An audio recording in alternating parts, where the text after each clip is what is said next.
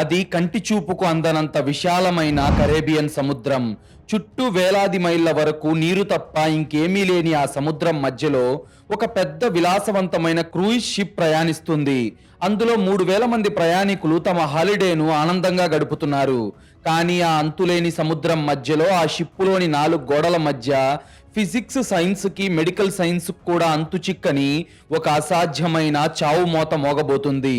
గదిలో చుక్క నీరు లేకుండా మనుషులు చనిపోయిన ఆ మిస్టీరియస్ క్రైమ్ స్టోరీ ఇప్పుడు చూద్దాం.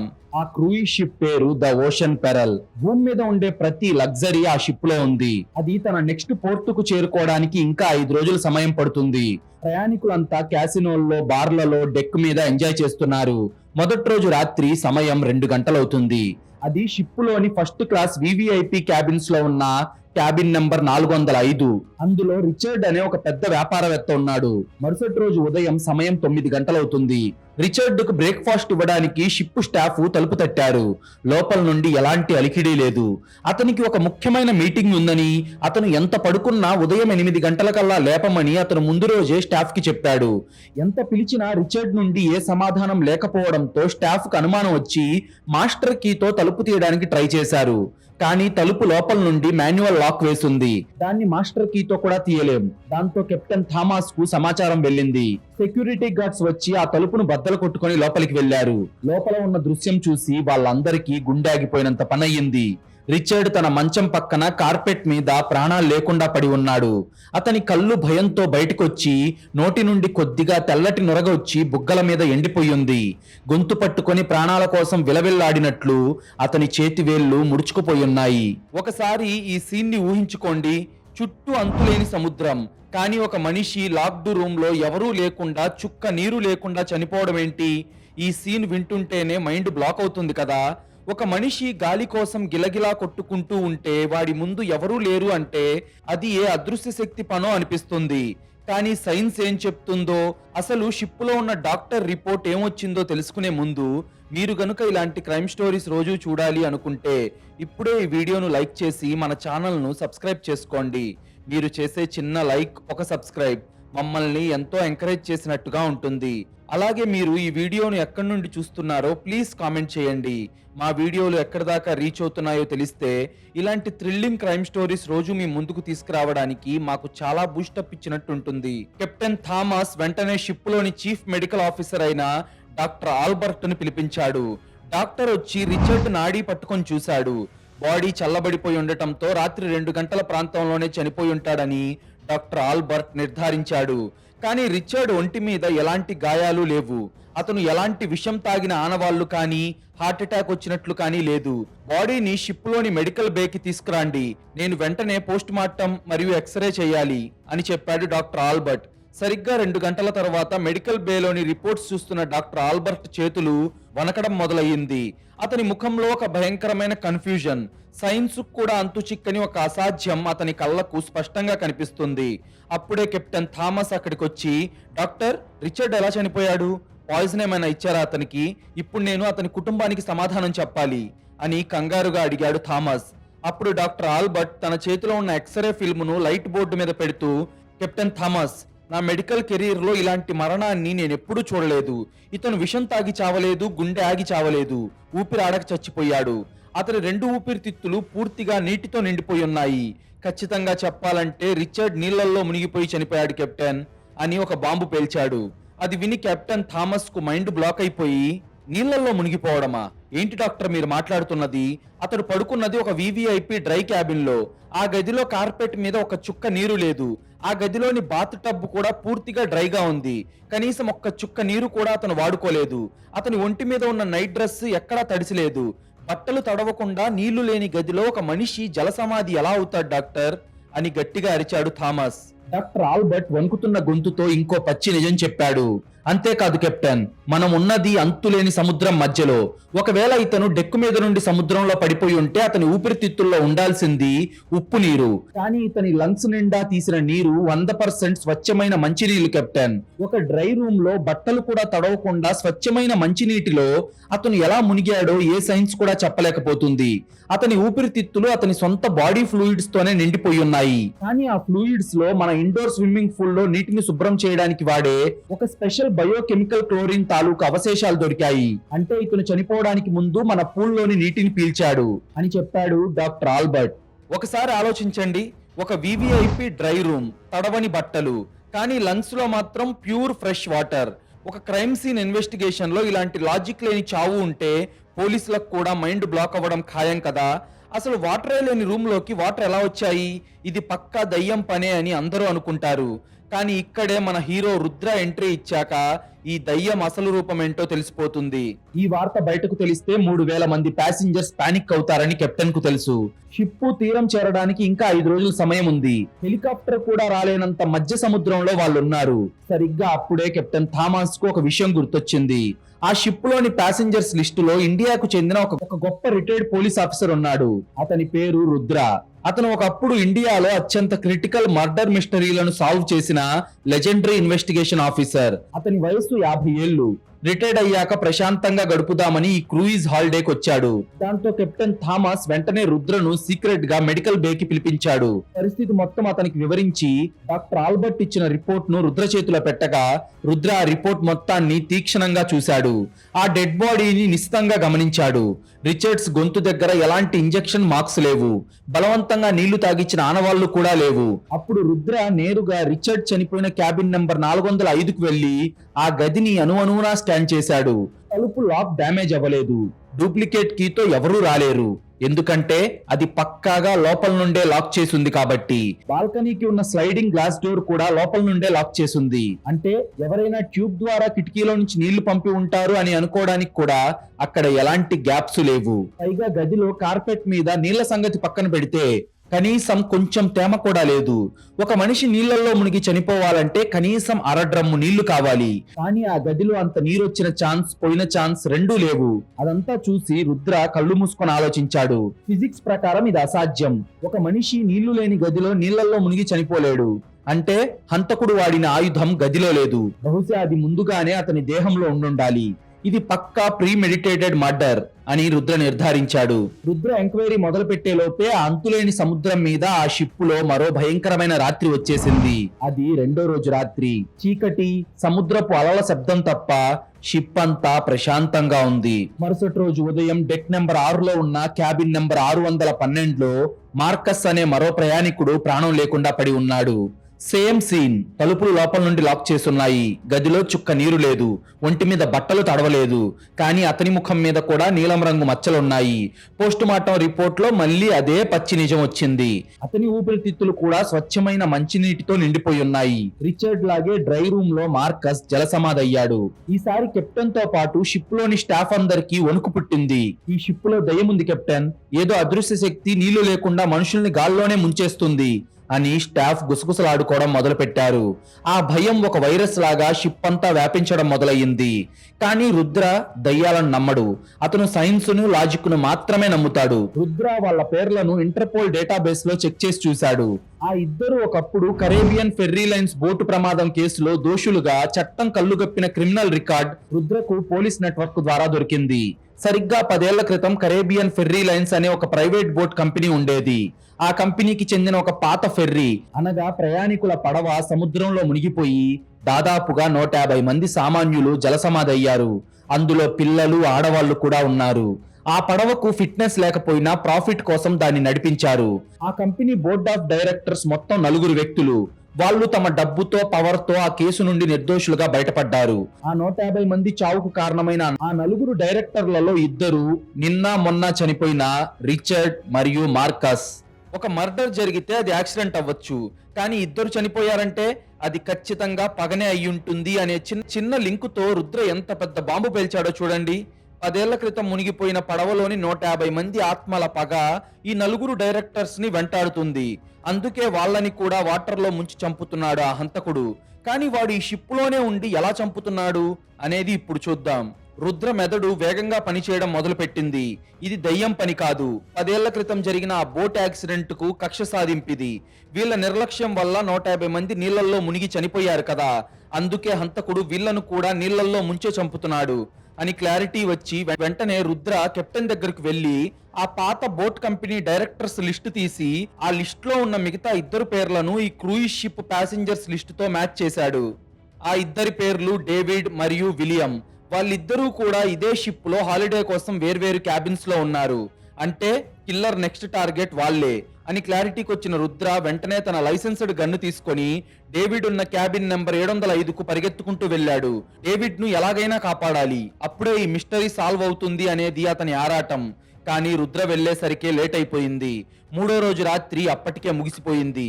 డేవిడ్ గది తలుపులు బద్దలు కొట్టి చూసేసరికి డేవిడ్ నోట్లో నుండి నొరగ కక్కుకొని అతని ఊపిరితిత్తులు నీళ్లతో నిండిపోయి బెడ్ మీదే చనిపోయి ఉన్నాడు. ఆ పడవలో ఇది 3వ చావు. ఇక ఆ షిప్ లో మిగిలింది ఒకే ఒక్కడు, వాడే విలియం. రుద్ర వెంటనే విలియం ను కలిసి జరిగిన కుట్ర మొత్తం చెప్పాడు. అతనికి రక్షణగా ఈ రాత్రి తాను స్వయంగా అతని క్యాబిన్ లోనే ఉంటానని చెప్పాడు రుద్ర. ఈ రాత్రితో ఈ కిల్లర్ ఎవరో తేలిపోవాలి అని రుద్ర ఫిక్స్ అయ్యాడు. 4వ రోజు రాత్రి సమయం 10 గంటలవుతుంది. విలియం క్యాబిన్ లో విలియం భయంతో వణికిపోతున్నాడు. రుద్ర ఏమో విలియం గదిని ఒక కోటలాగా మార్చేశాడు. బాల్కనీకి ఉన్న గ్లాస్ డోర్ ను లాక్ చేసి దానికి అడ్డంగా ఒక భారీ సోఫాను నెట్టాడు. గది మెయిన్ డోర్ కు లోపల నుండి డెడ్ బోల్ట్ వేశాడు. దానికి పైన ఉన్న సెక్యూరిటీ చైన్ కూడా వేసేశాడు. అంటే ఆ గదిలోకి బయట నుండి ఒక చీమ కూడా లోపలికి రాలేదు. ఒకవేళ ఎవరైనా తలుపులు బద్దలు కొడితే రుద్ర చేతిలో ఉన్న గన్ను వాళ్ళ నెత్తిని పేల్చేస్తుంది. గదిలో ఉన్న వాటర్ బాటిల్స్ అన్ని రుద్ర బయట పారేశాడు. బాత్రూమ్ లోని వాష్ బేసిన్, షవర్ కు ఉన్న ట్యాప్స్ అన్నిటినీ టేప్ తో గట్టిగా సీల్ చేసేశాడు. అంటే ఆ గదిలో విలియం గొంతు తడుపుకోవడానికి కూడా కనీసం ఒక్క చుక్క నీరు లేదు.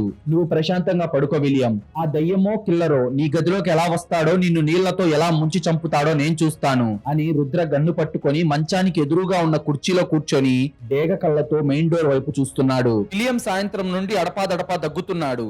కానీ రుద్ర అడిగితే నాకు సివియర్ ఆస్తమా ఉంది రుద్ర, సముద్రపు గాలి పడక దగ్గొస్తుంది అని తన ఇన్హేలర్ వాడుకున్నాడు. అది ఆస్తమా దగ్గు అని రుద్ర కూడా నమ్మి మోసపోయాడు. సమయం రాత్రి 1 గంట అయింది. సముద్రపు అలల అలికిడి తప్ప ఇంకే శబ్దం ఆ గదిలో వినిపించడం లేదు. అప్పుడు సమయం రాత్రి సరిగ్గా 2 గంటలవుతుంది. రుద్ర కళ్ళు మెయిన్ డోర్ మీదే ఉన్నాయి. తలుపు లాక్ అలాగే ఉంది. గదిలోకి ఎవరూ రాలేదు. కానీ అకస్మాత్తుగా మంచం మీద పడుకున్న విలియం శరీరం విలవిల్లాటం మొదలైంది. ఆ ఆ అని వాడి గొంతులో నుంచి ఒక భయంకరమైన ఊపిరాడని శబ్దం బయటకు వస్తుంది.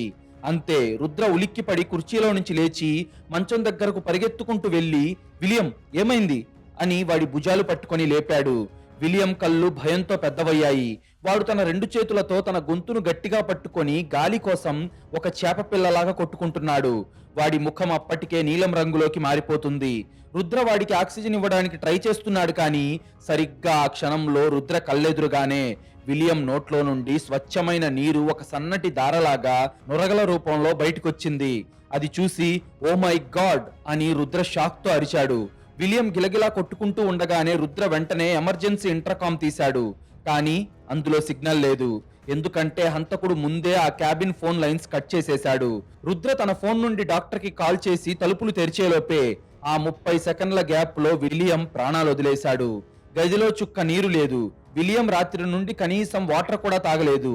కానీ అతని ఊపిరితిత్తులు ఆటోమేటిక్ గా నీళ్లతో నిండిపోయాయి. రుద్ర చేతుల్లోనే. అతని కళ్ళెదురుగానే విలియం నీళ్లు కక్కుకుంటూ ఒక డ్రై రూమ్ లో గాలిలోనే గిలగిలా కొట్టుకొని ప్రాణాలు వదిలాడు. ఒక మర్డర్ ని ఆపడానికి రుద్ర చేసిన ఏర్పాట్లు చూసారా? కోటలాంటి సెక్యూరిటీ, చుక్క నీరు లేని గది. అయినా సరే ఆ కిల్లర్ తన పని తాను చేసుకుపోయాడు. రుద్ర కళ్ళెదురుగానే విలియం చనిపోవడం అంటే రుద్రకి ఎంత పెద్ద ఈగో దెబ్బో ఒక్కసారి ఆలోచించండి. అసలు కిల్లర్ లోపలికి రాకుండానే, నీళ్లు పోయకుండానే ఇది ఎలా సాధ్యమైంది? ఈ సైంటిఫిక్ మిస్టరీ డీకోడ్ అయ్యే టైం ఇప్పుడు వచ్చేసింది. విలియం చనిపోవడం చూసిన రుద్ర చేతిలో ఉన్న గన్ను కింద పడిపోయింది. అతని జీవితంలో అతను ఎన్నో వేల క్రైమ్స్ చూశాడు. కానీ తన కళ్ళెదురుగా ఒక లాక్ చేయబడిన గదిలో ఎలాంటి హంతకుడు లోపలికి రాకుండా, చుక్క నీరు కూడా లేకుండా ఒక మనిషి ఊపిరితిత్తుల్లో నీళ్లు నిండి చనిపోవడం చూసి రుద్ర బ్రెయిన్ షాక్ అయిపోయింది. ఇది ఎలా సాధ్యం? ఇది నిజంగానే దెయ్యం పనా? కిల్లర్ గదిలోకి రాకుండా విలియం ఊపిరితిత్తుల్లోకి నీళ్లు ఎలా పంపాడు? అసలు ఆ అదృశ్య హంతకుడు ఎవరు? నా కళ్ళెదురుగానే వాడు నన్ను ఎలా మోసం చేశాడు అని రుద్ర భయంతో, ఒక సైకలాజికల్ షాక్ తో విలియం శవం వైపు చూశాడు. ఆ తర్వాత ఏం జరిగిందో తెలుసుకునే ముందు, మీలో చాలా మంది మన వీడియోలు చూస్తున్నారు కానీ వీడియోను లైక్ చేయడం లేదు, మన ఛానల్ ను సబ్స్క్రైబ్ చేయడం లేదు. ప్లీజ్ మీరు చేసే చిన్న లైక్, ఒక సబ్స్క్రైబ్ మమ్మల్ని ఎంతో ఎంకరేజ్ చేసినట్టుగా ఉంటుంది. అలాగే మీరిచ్చే ఒక్క పాజిటివ్ కామెంట్ ఇలాంటి క్రైమ్ స్టోరీస్ రోజు మీ ముందుకు తీసుకురావడానికి మాకు చాలా బూస్టప్ ఇచ్చినట్టుంటుంది. విలియం ప్రాణాలు గాల్లో కలిసిపోయాయి. వాడి కళ్ళు భయంతో గడ్డకట్టుకుపోయి గది పైకప్పు వైపు చూస్తున్నాయి. రుద్ర చేతిలో ఉన్న రివాల్వర్ కింద పడిపోయి ఆ గది మొత్తం నిశ్శబ్దంగా మారిపోయింది. బయట కరేబియన్ సముద్రపు అలల శబ్దం తప్ప ఆ గదిలో ఇంకేమీ వినిపించడం లేదు. రుద్ర వణుకుతున్న చేతులతో విలియం నాడి పట్టుకొని చూశాడు. అది ఎప్పుడూ ఆగిపోయింది. అంటే దాని అర్థం విలియం చచ్చిపోయాడు. కానీ ఎలా? రుద్ర తన కళ్ళను తానే నమ్మలేకపోతున్నాడు. తలుపులు లాక్ తీయలేదు, కిటికీలు మూసే ఉన్నాయి. గదిలో వాతావరణం మొత్తం డ్రైగా ఉంది.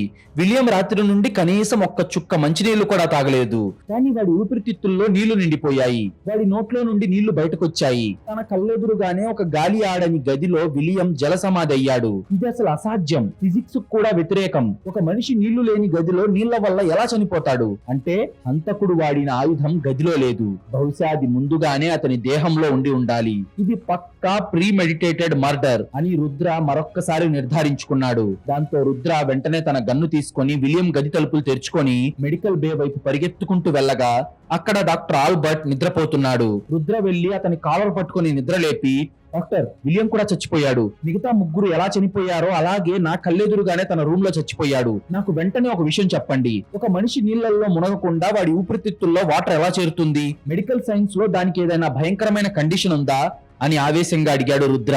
అప్పుడు డాక్టర్ ఆల్బర్ట్ కళ్ళు తుడుచుకుంటూ లేచి కూర్చున్నాడు. రుద్ర అడిగిన ప్రశ్న విని డాక్టర్ బుర్రలో ఒక లాజికల్ పాయింట్ స్ట్రైక్ అయ్యింది. అతను వేగంగా వెళ్లి తన మెడికల్ బుక్స్ ఓపెన్ చేసి చూసి, ఓ మై గాడ్ రుద్ర, ఇది నేను అస్సలు ఊహించలేదు. దీనికి ఒక పేరుంది. మెడికల్ టర్మినాలజీలో దీన్ని సెకండరీ డ్రౌనింగ్ లేదా డ్రై డ్రౌనింగ్ అంటారు అని అరిచాడు డాక్టర్. రుద్ర డ్రై డ్రౌనింగా అంటే ఏంటి డాక్టర్ అని అడగ్గా డాక్టర్ ఆల్బర్ట్ దాని గురించి వివరించడం మొదలు పెట్టాడు. రుద్ర, ఎవరైనా ఒక వ్యక్తి స్విమ్మింగ్ చేస్తున్నప్పుడు పొరపాటున కొద్ది నీళ్లు అంటే కనీసం 5-6 స్పూన్ల నీళ్లు మింగాడనుకోండి, ఆ నీరు కడుపులో కాకుండా పొరపాటున శ్వాసనాళం ద్వారా ఊపిరితిత్తుల్లోకి వెళ్తే అప్పటికప్పుడు అలా వెళ్ళినా వాళ్ళకి పెద్దగా ఏం అనిపించదు. 2 సార్లు దగ్గుతాడు. ఆ తర్వాత అతనికి శ్వాస మామూలుగానే ఆడుతుంది. అతను తాను సేఫ్ అనుకొని బట్టలు మార్చుకొని హ్యాపీగా గదికి వెళ్ళిపోతాడు. కానీ అసలు నరకం అప్పుడే మొదలవుతుంది రుద్ర. ఊపిరితిత్తుల్లోకి వెళ్ళిన కొద్దిపాటి మంచినీరు ఊపిరితిత్తుల్లో ఉండే సర్ఫాక్టెంట్ అనే కెమికల్ ను కడిగేస్తుంది. దాంతో ఊపిరితిత్తులు వాచిపోయి ఒక భయంకరమైన రియాక్షన్ స్టార్ట్ అవుతుంది. అతని దేహంలో రక్తంలో ఉండే నీరంతా ఆటోమేటిక్ గా ఊపిరితిత్తుల్లోకి చేరడం మొదలవుతుంది. దాన్ని మెడికల్ టర్మినాలజీలో పల్మనరీ ఎడిమా అంటారు. ఈ ప్రాసెస్ జరగడానికి కనీసం 10 నుండి 15 గంటల టైం పడుతుంది. ఆ తర్వాత ఆ వ్యక్తికి కొద్దిగా నీరసం అనిపించి గదిలోకి వెళ్లి నిద్రపోతాడు. వాడు ఆ నిద్రలోనే గాలాడక తన సొంత శరీరంలో ఉన్న నీటిలోనే అతని లంగ్స్ మునిగిపోయి చచ్చిపోతాడు అని డాక్టర్ ఆల్బర్ట్ ఆ మెడికల్ సైన్స్ ను బట్టబయలు చేశాడు.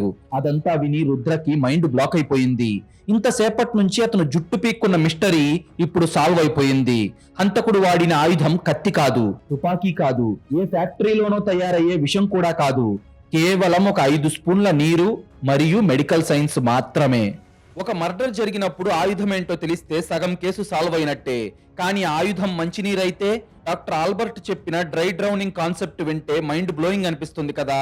12 గంటల తర్వాత ఎఫెక్ట్ చూపించే ఈ న్యాచురల్ డెత్ ట్రాప్ ని హంతకుడు ఎంత పర్ఫెక్ట్ గా వాడుకున్నాడో ఒక్కసారి చూడండి. ఇప్పుడు రుద్ర ఆ కిల్లర్ ని ఏ లాజిక్ తో పట్టుకుంటాడో చూద్దాం. రుద్ర బ్రెయిన్ ఒక క్యాలిక్యులేటర్ లా పనిచేస్తుంది. డాక్టర్, చనిపోయిన 4 లంగ్స్ లో ఉన్నది స్వచ్ఛమైన మంచినీరు కదా, మనం ఉన్నది అంతులేని ఉప్పు నీటి సముద్రంలో. అంటే వీళ్ళు 4 చనిపోవడానికి కరెక్ట్ గా 10 నుంచి 15 గంటల ముందు ఈ క్రూజ్ షిప్ లో మంచినీళ్లు ఉన్న చోట నీళ్లలోకి దిగారు. ఈ షిప్ లో మంచినీళ్లు ఉన్న అతి పెద్ద స్విమ్మింగ్ పూల్ ఎక్కడుంది అని కెప్టెన్ వైపు చూశాడు రుద్ర. డెక్ నెంబర్ 12లో ఉన్న ఇండోర్ స్విమ్మింగ్ పూల్ రుద్ర. అది విఐపీల కోసం మాత్రమే ఏర్పాటు చేసిన ఫ్రెష్ వాటర్ స్విమ్మింగ్ పూల్ అని సమాధానం ఇచ్చాడు కెప్టెన్ థామస్. రుద్ర వెంటనే కెప్టెన్ ను తీసుకుని ఆ స్విమ్మింగ్ పూల్ రిసెప్షన్ దగ్గరకు పరిగెత్తుకుంటూ వెళ్లి అక్కడ ఉన్న అటెండెన్స్ రిజిస్టర్ ఓపెన్ చేసి చూశాడు. అవును, రుద్ర అనుకున్న లాజిక్ 100% కరెక్ట్. చనిపోయిన ఆ 4 వేర్వేరు రోజుల్లో ఉదయం 11 గంటలకు ఆ స్విమ్మింగ్ పూల్ లో స్విమ్మింగ్ చేశారు. కానీ హంతకుడు వాళ్ళ బాడీ మెటబాలిజం, ఇమ్యూనిటీ లెవెల్స్ కు తగ్గట్లుగా వాళ్ళు తాగే డ్రింక్స్ లో ఏ రోజు ఎవరిని చంపాలి అనుకున్నాడో ఆ రోజు మజిల్ రిలాక్సెంట్స్ కలిపాడు. దాంతోనే వాళ్ళు నీళ్లు మింగిన కొద్ది గంటలకే ఒక్కొక్క రోజు ఒక్కొక్కరు చనిపోయేలాగా ట్రాప్ సెట్ చేశాడు. ఉదయం వాళ్ళు స్విమ్మింగ్ పూల్ లో ఉన్నప్పుడే ఆ హంతకుడు వాళ్లకు మరణ శాసనం రాశాడు. కానీ ఎలా? అంతమంది జనం ముందు రోజుకొక విఐపిని నీళ్లలోకి ఎలా ముంచాడు? Rudra swimming pool CCTV footage ని స్లో మోషన్ లో చెక్ చేశాడు. అందులో ఒక కుర్రాడు రోజుకొకళ్ళను పైకి లాగుతున్నట్లు నటిస్తూనే వాళ్ళ మెడ మీద నొక్కి వాళ్ళు నీళ్లు మింగేలా ఫోర్స్ చేయడం కెమెరా యాంగిల్స్ లో రుద్ర లాజికల్ కంటికి మాత్రమే కనిపించింది. కానీ ఆ కుర్రాడి మొహం మాత్రం కనిపించలేదు. దాంతో రుద్ర రిజిస్టర్ లో ఇంకొక డీటెయిల్ కోసం వెతుకుతూ, కెప్టెన్, ఈ 4 రోజులు ఉదయం పూట ఆ స్విమ్మింగ్ పూల్ దగ్గర డ్యూటీలో ఉన్న లైఫ్ గార్డ్ ఎవరు అని అడిగాడు రుద్ర. వెంటనే captain staff duty roster check చేసి, అతని పేరు ఆర్య రుద్ర, అతని వయసు 28 ఏళ్లు. ఇతను నాకు తెలుసు, చాలా సైలెంట్ గా ఉండే కుర్రాడు. వారం క్రితమే మయామి పోర్ట్ లో లైఫ్ గార్డ్ సర్టిఫికేట్ తో ఈ షిప్ ఎక్కాడు అని చెప్పాడు కెప్టెన్ థామస్. నిజానికి ఆర్య లైఫ్ గార్డ్ కాదు. ఈ నలుగురిని చంపడానికి వాడు ఒక అండర్ గ్రౌండ్ సిండికేట్ సహాయంతో పక్కా ఫేక్ ఐడెంటిటీ క్రియేట్ చేసుకున్నాడు. వాడి డాక్టర్ మెడికల్ లైసెన్స్ ను దాచేసి ఒక పర్ఫెక్ట్ లైఫ్ గార్డ్ సర్టిఫికేట్స్ తో ఈ షిప్ సిస్టమ్స్ ను హ్యాక్ చేసి మరీ జాబ్ సంపాదించాడు. ఆర్య గురించి తెలియగానే రుద్ర కళ్ళల్లో ఒక వెలుగు కనిపించింది. హంతకుడు దొరికేశాడు. ఈ నలుగురు చనిపోయింది కంటికి కనిపించని దయ్యం వల్ల కాదు, ఒక సాధారణ లైఫ్ గార్డ్ కుర్రాడే ఈ భయంకరమైన లాక్డ్ రూమ్ మర్డర్స్ వెనక ఉన్న మాస్టర్ మైండ్ అని రుద్రకు అర్థమైంది. అసలు ఆర్య ఆ నలుగురిని స్విమ్మింగ్ పూల్ లో ఎలా చంపాడో, అతని ఎగ్జిక్యూషన్ ఎంత న్యాచురల్ గా ఉందో ఇప్పుడు చూద్దాం. ఇక్కడే మనకు ఒక అద్భుతమైన ఫ్లాష్ బ్యాక్ రివీల్ అవుతుంది. ఆ రోజు ఉదయం సమయం 11 గంటలవుతుంది. ఇండోర్ స్విమ్మింగ్ పూల్ లో విలియం ఈత కొడుతున్నాడు. సరిగ్గా వాడికి అడుగుల దూరంలో లైఫ్ గార్డ్ ఆర్య డ్యూటీ చేస్తూ విలియం కి సర్వ్ చేసిన డ్రింక్స్ లో మజిల్ రిలాక్సెంట్ కలిపాడు. ఆ తరువాత విలియం ఈత కొడుతూ కండరాలు పట్టేసి మునిగిపోతుంటే ఆర్య ఒక లైఫ్ గార్డ్ లాగా అతన్ని కాపాడడానికి నీళ్లలోకి దూకాడు. కాపాడుతున్న ముసుగులో అతన్ని 10 సెకండ్ల పాటు నీళ్లలోనే గట్టిగా అణిచిపెట్టి అతని లంగ్స్ లోకి నీళ్లు వెళ్లేలా చేశాడు. అందరికీ వాడు ప్రాణాలు కాపాడిన దేవుళ్లాగే కనిపించాడు. విలియం ముక్కు నోటి ద్వారా కొన్ని నీళ్లు నేరుగా అతని ఊపిరితిత్తుల్లోకి వెళ్లిపోయాయి. విలియం నీళ్లల్లో ఉక్కిరి బిక్కిరైపోయాడు. ఆ తర్వాత అమాంతం ఆర్య వాడిని పైకి లాగి వాడికి సపోర్ట్ ఇచ్చి స్విమ్మింగ్ పూల్ బయటకు తీసుకొచ్చాడు. నిజానికి ఆర్య చనిపోయిన వాళ్లను పూల్లోకి పంపే ముందు వాళ్ళ టవల్స్ కి ఒక మైల్డ్ ఎనస్థీషియా స్ప్రే కొట్టేవాడు. వాళ్ళు స్విమ్మింగ్ పూల్ లో దూకే ముందు ఆ టవల్ తో ముఖం తుడుచుకోగానే వాళ్ళ గొంతు మొద్దుబారిపోయేది. దీని వల్ల వాళ్ళు నీళ్లు మింగినప్పుడు ఆ పెయిన్ లేదా బర్నింగ్ సెన్సేషన్ వాళ్ళ బ్రెయిన్ కి తెలిసేది కాదు. అప్పుడు బయటకు వచ్చిన తర్వాత వాళ్ళతో, ఐఎమ్ సో సారీ సార్, మిమ్మల్ని కాపాడాలి అనే కంగారులో బ్యాలెన్స్ తప్పి కాలు జారి మీ మీద పడిపోయాను, మీకు అంతా ఓకేనా సార్ అని ఎంతో అమాయకంగా కంగారు పడుతున్నట్టు యాక్టింగ్ చేసేవాడు ఆర్య. విలియం తో సహా మిగతా ముగ్గురు కూడా బయటకు వచ్చినప్పుడు 2-3 సార్లు గట్టిగా దగ్గారు. వాళ్ళకి ఊపిరి పీల్చుకోవడం కొద్దిగా ఇబ్బందిగా అనిపించినా మేము విఐపీలము అనే అహంకారం వల్ల, చుట్టూ జనాలు చూస్తున్నారన్న మొహమాటం వల్ల వాళ్ళకి ఏమీ కానట్లుగా కవర్ చేసుకుంటూ టవల్ తో తుడుచుకొని ఎవరి క్యాబిన్లకు వాళ్ళు వెళ్లి వరుసగా చనిపోయారు. చివరిగా చనిపోయిన విలియం కైతే క్యాబిన్ లోకి వెళ్లగానే కొద్దిగా నీరసం అనిపించింది. రాత్రి అయ్యేసరికి వాడి ఊపిరితిత్తులు వాచిపోయాయి. తన క్యాబిన్ లో రుద్ర సమక్షంలో తలుపులు లాక్ చేసి పడుకున్నాడు. కానీ రాత్రి 2 గంటలకు రుద్ర కళ్ళెదురుగానే వాడు కూడా డ్రై డ్రౌనింగ్ కు గురై చనిపోయాడు. వాస్తవానికి ఆ స్విమ్మింగ్ పూల్ కెమెరా ఫుటేజ్ ఎవరు చూసినా పూల్లో జరిగింది ఒక చిన్న యాక్సిడెంట్ అనే అనుకుంటారు. ఇలా ఎవరికి కనీసం అనుమానం రాకుండా వేర్వేరు రోజుల్లో ఆ నలుగురిని చంపేశాడు ఆర్య. ఆ కుర్రాడు ఆర్యకున్న అద్భుతమైన మెడికల్ నాలెడ్జ్ వాడి రివెంజ్ ను కూడా ఒక పర్ఫెక్ట్ లాక్డ్ రూమ్ మిస్టరీగా మార్చేసింది. తెల్లవారుజామున 4 గంటలవుతుంది. రుద్ర తన గన్ను తీసుకొని నేరుగా ఇండోర్ స్విమ్మింగ్ పూల్ దగ్గరకు వెళ్ళాడు. అక్కడ ఎవరూ లేరు, కానీ లైట్లు మాత్రం డిమ్ముగా వెలుగుతున్నాయి. ఆ పెద్ద స్విమ్మింగ్ పూల్ పక్కన ఒక మూలన ఆర్య చాలా ప్రశాంతంగా ఒక డెక్ చైర్ లో కూర్చొని కరేబియన్ సముద్రపు అలలను చూస్తున్నాడు. వాడి ముఖంలో ఎలాంటి భయం లేదు. తన పని పూర్తయిపోయిందన్న ఒక సంతృప్తి మాత్రమే అతని కళ్ళల్లో కనిపిస్తుంది. రుద్ర అతని వెనకాలకు వెళ్లి నిలబడి అతని తలకి తుపాకీ గురిపెట్టి, నీ గేమ్ ఓవర్ ఆర్య, ఆ నలుగురు వ్యాపారవేత్తలని నీ సైలెంట్ డ్రౌనింగ్ ప్లాన్ తో చంపేశావు, యు ఆర్ అండర్ అరెస్ట్ అని అరిచాడు రుద్ర. కానీ ఆర్య కంగారు పడలేదు. పెదవులపై ఒక చిన్న నవ్వుతో నెమ్మదిగా లేచి రుద్ర వైపు తిరిగాడు. 2 చేతులు పైకెత్తాడు. చాలా ఫాస్ట్ గా కనిపెట్టారు రిటైర్డ్ ఇన్స్పెక్టర్ రుద్ర గారు. నా ప్లాన్ ఎక్కడా ఫెయిల్ అవ్వదు అనుకున్నాను, కానీ ఇండియాకు చెందిన బెస్ట్ రిటైర్డ్ పోలీస్ ఇక్కడ ఉన్నాడని నేను ఎక్స్పెక్ట్ చేయలేదు. మీరు నాకు బేడీలు వేయొచ్చు సార్, ఎందుకంటే ఇప్పుడు నా టార్గెట్ పూర్తయిపోయింది. నన్ను నేను ఈ సముద్రానికి అప్పగించుకోవడానికి ముందే రెడీ అయ్యాను అని ఎంతో కూల్ గా చెప్పాడు ఆర్య. కానీ రుద్ర తన తుపాకీ దించకుండా, ఎందుకు ఆర్య, అసలు ఆ నలుగురు వ్యాపారవేత్తలతో నీకున్న పగేంటి? నువ్వు చూడ్డానికి ఒక కరుడుగట్టిన హంతకుల్లా లేవే, మరి ఎందుకు ఇంత కిరాతకమైన మాస్టర్ ప్లాన్ వేశావు అని అడిగాడు రుద్ర.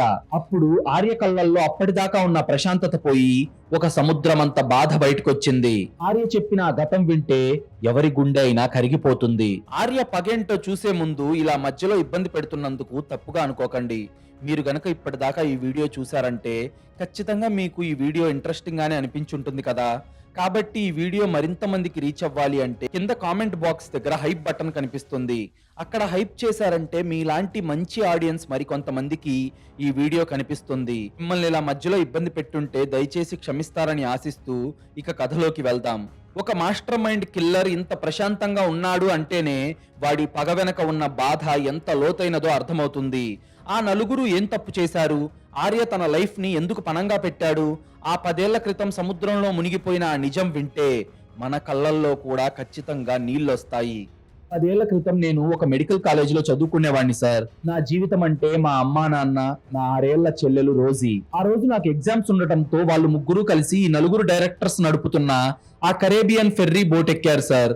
ఆ పడవకు ఇన్సూరెన్స్ లేదు, ఫిట్నెస్ సర్టిఫికేట్ కూడా లేదు. అందులో కెపాసిటీకి మించి ప్యాసింజర్లను ఎక్కించారు సార్ ఈ డబ్బు పిచ్చోళ్ళు. నడి సముద్రంలో ఆ పడవ మునిగిపోయింది. కనీసం 50 మందికి సరిపోయే లైఫ్ జాకెట్స్ కూడా అందులో ఇవ్వలేదు సార్ వీళ్ళు. నా కళ్ళెదురుగానే టీవీ న్యూస్ లో ఆ పడవ మునిగిపోతుంటే నేను పిచ్చివాడిలా చూశాను సార్. ఆ రోజు ఆ నీళ్లలో 150 మంది సామాన్యులు, పిల్లలు, ఆడవాళ్లు ఆ నీళ్లల్లోనే జలసమాధి అయ్యారు సార్. అందులోనే నా తల్లిదండ్రులు, నా ప్రాణమైన నా 6 ఏళ్ల చెల్లెలు రోజీ కూడా ఉన్నారు.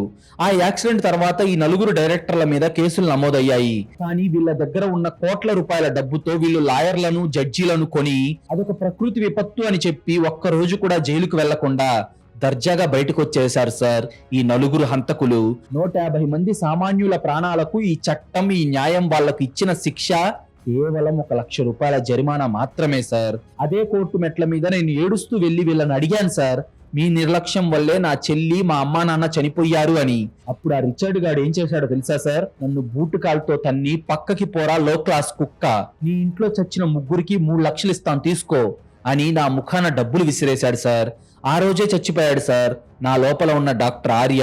వాళ్ళు నా కుటుంబాన్ని ఉప్పు నీళ్లలో ఊపిరాడకుండా ముంచి చంపారు కదా సార్. అందుకే నేను వీళ్ళని వదలలేదు. వీళ్ళ నలుగురి కదలికలను ఇన్నేళ్లుగా అబ్జర్వ్ చేశాను సార్. వీళ్ళు నలుగురు కలిసి ఈ క్రూయిజ్ షిప్ లో రీయూనియన్ పార్టీకి వస్తున్నారని తెలుసుకొని నేను నా మెడికల్ కెరియర్ ని కూడా వదిలేసి ఈ షిప్ లో ఒక సాధారణ లైఫ్ గార్డ్ గా జాబ్ లో చేరాను. వాళ్ళను కత్తితో పొడిస్తే 10 సెకండ్లలో చచ్చిపోతారు సార్. కానీ నా కుటుంబంతో కలిపి ఆ 150 మంది ఆ సముద్రంలో ఊపిరాడక పడ్డ నరకం వాళ్ళు కూడా పడాలి సార్. అందుకే వాళ్లకు ఈ డ్రై డ్రౌనింగ్ మరణ శాసనం రాశాను సార్.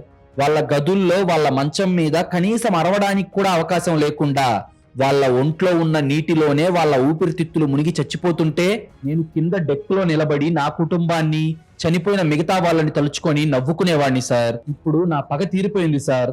నేను ఆ నలుగురు రాక్షసుల నుండి 150 మంది ఆత్మలకు శాంతి కలిగించాను అని భోరున ఏడ్చాడు ఆర్య. అదంతా విన్న రుద్ర తన చేతిలో ఉన్న తుపాకీని నెమ్మదిగా కిందకు దించాడు. ఒక రిటైర్డ్ పోలీస్ ఆఫీసర్ గా చట్టం దృష్టిలో ఆర్య ఒక కరుడుగట్టిన హంతకుడు. కానీ ఒక మనిషిగా అతను చేసిన ఆ హత్యల వెనక ఉన్న న్యాయం రుద్ర కళ్ళకు స్పష్టంగా కనిపించింది. ఆ నలుగురు బతుకుంటే రేపు ఇంకో 1000 మంది ప్రాణాలు తీస్తారు. వాళ్లకు పడిన ఈ శిక్ష 100% కరెక్ట్ అని రుద్ర అంతరాత్మ చెబుతుంది. అప్పుడు రుద్ర ఒక్క క్షణం కళ్ళు మూసుకొని ఆలోచించాడు. వాడి ముందు 2 దారులు ఉన్నాయి. 1 ఆర్యను చట్టానికి అప్పగించడం, 2 అతన్ని వదిలేయడం. రుద్ర ఆర్య కళ్ళల్లోకి చూశాడు. ఆర్య 2 చేతులు చాపి బేడీలు వేయించుకోవడానికి రెడీగా ఉన్నాడు. కానీ రుద్రకి అతన్ని అలా చట్టానికి అప్పగించడం ఇష్టం లేక, నువ్వు చేసింది న్యాయమే కావచ్చు ఆర్య, కానీ చట్టం నిన్ను వదలదు. నువ్వు లొంగిపోవాలి, లేదా ఈ సముద్రంలో దూకి శాశ్వతంగా మాయమైపోవాలి అని ఆర్యకు ఒక ఛాన్స్ ఇచ్చాడు. ఆర్య ఒక నవ్వు నవ్వి ఆ చీకట్లో ఆ కరేబియన్ సముద్రంలోకి దూకేశాడు. రుద్ర ఆ నలుగురి ఫెర్రీ బోట్ ఫ్రాడ్ కు సంబంధించిన డిజిటల్ ఎవిడెన్స్ ని గుర్తు తెలియని పేరుతో పోలీసులకు పంపి వాళ్ళ ఆస్తులు మొత్తం సీజ్ అయ్యేలా చేశాడు. కెప్టెన్ థామస్ ఆర్యను మిస్సింగ్ ఎట్ సీ అనగా సముద్రంలో అదృశ్యమయ్యాడు అని రికార్డ్ చేసుకున్నాడు. చట్టానికి, ధర్మానికి ఇదొక పర్ఫెక్ట్ బ్యాలెన్స్. నిజానికి ఆర్య నీటిలోకి దూకలేదు. అదే షిప్ లోని అండర్ గ్రౌండ్ లో తలదాచుకున్నాడు. కానీ షిప్ కెప్టెన్ మరియు ప్యాసింజర్ల దృష్టిలో మాత్రం అతను చట్టానికి భయపడి ఆత్మహత్య చేసుకున్న హంతకుడిగా రుద్ర ద్వారా చిత్రీకరించబడ్డాడు. అతనిచ్చింది నకిలీ ప్రూఫ్లు కావడంతో ఇక ఎప్పటికీ ఆర్య చట్టానికి కానీ పోలీసులకు కానీ దొరికే అవకాశమే లేదు. ఇక్కడే ఆర్య చేసిన ఒక తెలివైన పని రుద్రను కూడా ఆశ్చర్యపోయేలా చేసింది. అతన్ని వెతుక్కుంటూ రుద్ర వచ్చే కొన్ని నిమిషాల ముందే ఆర్య ఆ షిప్పులో ఉన్న సీసీటీవీ కంట్రోల్ రూమ్ కి వెయిటర్లా వెళ్లి అక్కడ ఉన్న స్టాఫ్ కి కాఫీలో మత్తుమందు కల్పించాడు. వాళ్ళు నిద్రలోకి జారుకోగానే అప్పటిదాకా రికార్డ్ అయిన సీసీటీవీ ఫుటేజ్ మొత్తం అరెస్ట్ చేశాడు. ఆ తర్వాత ఏ కెమెరా లేని ప్రాంతంలో నిలబడే రుద్రకు తన గతాన్ని చెప్పాడు. ఇది ఒక రకంగా రుద్రకు కూడా అనుకూలంగా మారింది. అలా ఆర్య మనసులో 10 ఏళ్లుగా ఉన్న ఆ మంట ఇప్పుడు చల్లారిపోయింది. ఎలాంటి కత్తులు తుపాకులు లేకుండా కేవలం మెడికల్ సైన్స్ ను వాడి ఒక సామాన్యుడు చేసిన ఈ అద్భుతమైన dry drowning locked room murder mystery వినే మన గుండెల్లో బరువైన ఎమోషన్ తో పాటు చట్టం చేయలేని న్యాయాన్ని ఒక మనిషి ఇలా చేశాడా అన్న ఒక గూస్ బంప్స్ ఫీలింగ్స్ కలిగించి ముగుస్తుంది. సెట్ 27 ఒక రిటైర్డ్ పోలీస్ కర్తవ్యానికి న్యాయానికి మధ్య జరిగిన గ్రేట్ బ్యాలెన్స్ ఇది. చట్టం ప్రకారం ఆర్య హంతకుడే, కానీ రుద్ర యొక్క ధర్మం ప్రకారం ఆర్య ఒక హీరో. రుద్ర తీసుకున్న నిర్ణయం కానీ, మరణ శాసనానికి సైన్స్ ను వాడిన ఈ కిల్లర్ స్టోరీ కానీ మీకు ఎలా అనిపించింది? మీకు గనుక ఈ క్రైమ్ స్టోరీ నచ్చినట్లయితే ఇప్పుడే ఈ వీడియోను లైక్ చేసి మన ఛానల్ను సబ్స్క్రైబ్ చేసుకోండి. మీరు చేసే చిన్న లైక్, ఒక సబ్స్క్రైబ్ మమ్మల్ని ఎంతో ఎంకరేజ్ చేసినట్టుగా ఉంటుంది. అలాగే మీరిచ్చే ఒక పాజిటివ్ కామెంట్ ఇలాంటి క్రైమ్ స్టోరీస్ రోజు మీ ముందుకు తీసుకురావడానికి మాకు చాలా బూస్టప్ ఇచ్చినట్టుంటుంది. Thank you.